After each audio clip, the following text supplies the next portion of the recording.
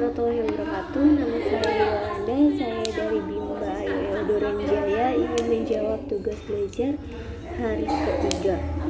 Yang pertama, apa yang harus dilakukan motivator apabila ada murid yang tidak mau masuk kelas? Jawabannya, berikan gambaran menyenangkan tentang sekolah, berikan motivator, dan bangun komunikasi.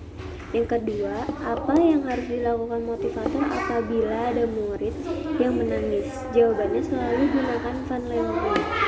Yang ketiga, apa yang harus dilakukan motivator apabila ada murid yang mengganggu murid lainnya?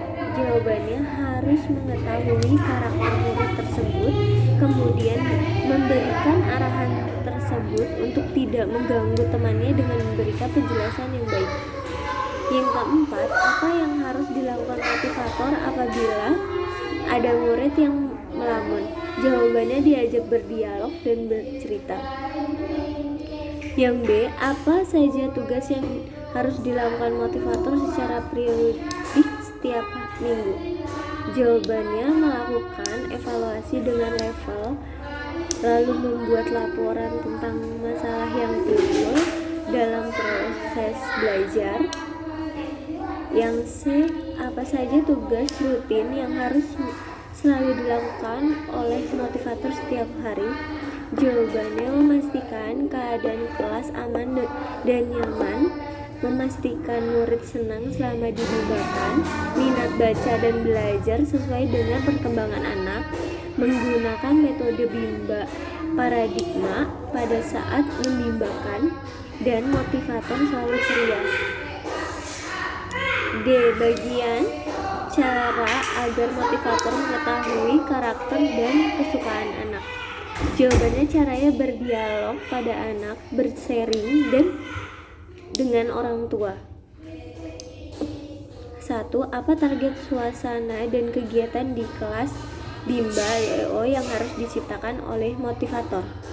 Jawabannya, suasana di kelas selalu nyaman dan menyenangkan.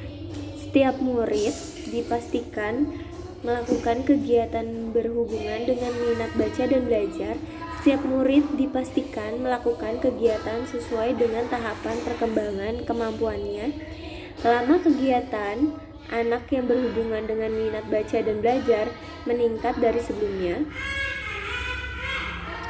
2. Bagaimana cara motivator mencapai target atau tugas di kelas Bimba IWO? Jawabannya,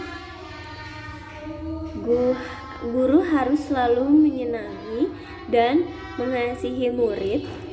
Kegiatan di kelas harus selalu dimulai dengan kegiatan yang menghibur murid.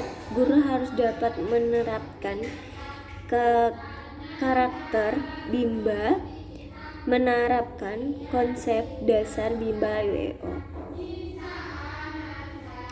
Yang B, apa tanggung jawab utama motivator Bimba?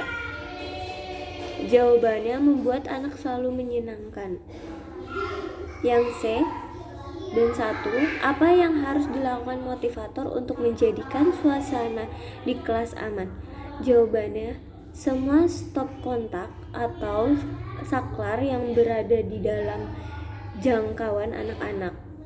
Yang kedua, apa yang harus dilakukan motivator untuk menjadi suasana di kelas nyaman?